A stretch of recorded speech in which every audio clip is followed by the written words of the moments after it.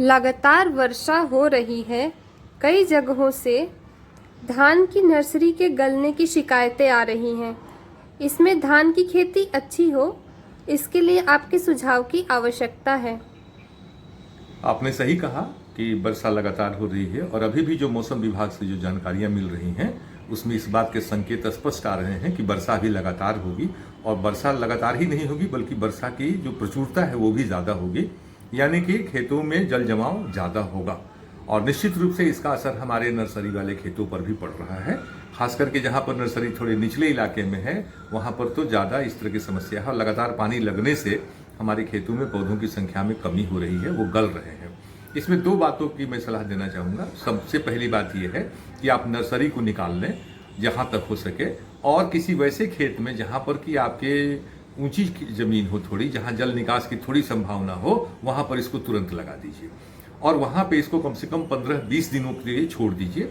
एक बात का ध्यान रखेंगे कि 1 कट्ठे जो नर्सरी है उसको निकाल करके आप 4 कट्ठे जमीन में लगाएंगे, 4 गुने क्षेत्रफल में लगा देंगे। इससे क्या होगा कि आपकी नर्सरी को फैलने का और विकसित होने का और उसमें नए कल्ले निकलने का अवसर मिलेगा। और इससे आपको फायदा क्या होगा कि फिर उस 4 गुना नर्सरी से आप फिर 5 गुना क्षेत्रफल, यानी कि 1 कट्ठे की नर्सरी से आपने 5 कट्ठा रोपा, 4 कट्ठा रोपा, और 4 कट्ठे की नर्सरी से आपने 20 कट्ठा लगा दिया।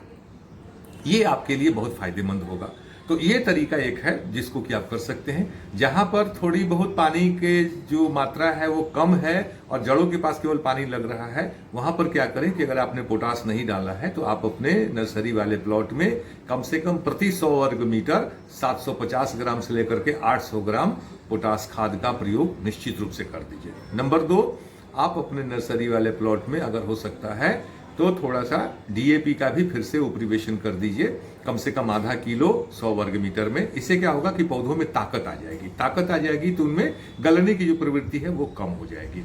तीसरी बात मुझे आपसे कहनी है कि अगर जहां पर बहुत ज्यादा जल जमा हो चुका है और आपके पास इस तरह की स्थिति नहीं है कि आप उसको निकाल करके कहीं और लगा सकें, और आप एकदम आप देख रहे हैं कि हमारे पास विकल्प दूसरा नहीं है, तो आप किसी ऊंची जगह पे, यहां तक कि आप अपने मकान के छत के ऊपर प्लास्टिक की सीट बिछा दीजिए और प्लास्टिक की सीट बिछा करके उसके ऊपर 2 कंबल इतना मोटा, उसके ऊपर मिट्टी और कंपोस्ट मिला करके आधा आधा उसके ऊपर फैला दीजिए और उस पर आप अपने बीजों को डाल दीजिए।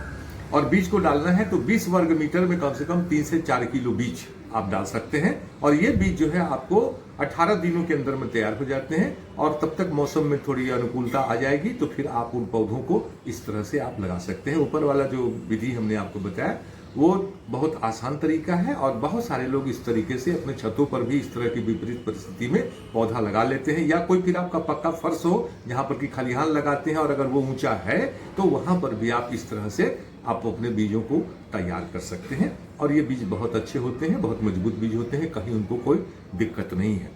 इसके अलावा एक बात और मैं कहूँगा कि जो धान आपने लगा दिया है उन धानों में आप फिर से थोड़ा जल्दी आप उसमें उपरिवेशन कर सकते हैं। उपरिवेशन मतलब कि आप थोड़ा सा खाद की मात्रा उसमें बढ़ा दीजिए। खाद की मात्रा बढ़ाने का मतलब है कि थोड़े डीएपी की मात्रा बढ़ा दीजिए, 25% अतिरिक्त उसमें पोटास डाल दीजिए, 25% अतिरिक्त उसमें यूरिया डाल दीजिए। और इसके अलावा एक खाद आती है जिसको हम बोलते हैं एनपीके 20-20-20 या 19-19-19, इसका 5 ग्राम प्रति लीटर पानी में घोल कर अगर छिड़काव कर देते हैं तो बहुत तेजी से उसमें कल्ले निकलेंगे और उसमें पौधे की संख्या ज्यादा होगी और उनको फिर से आप एक नर्सरी के रूप में इस्तेमाल कर सकते हैं। बड़े बड़े पौधे होंगे, गलने की गुंजाइश कम रहेगी और इस तरह से आप अपने खेती को आप आगे बढ़ा सकते हैं। और अभी भी इस विपरीत परिस्थिति में धान की अच्छी खेती आप करने में सफल हो जाएंगे। धन्यवाद।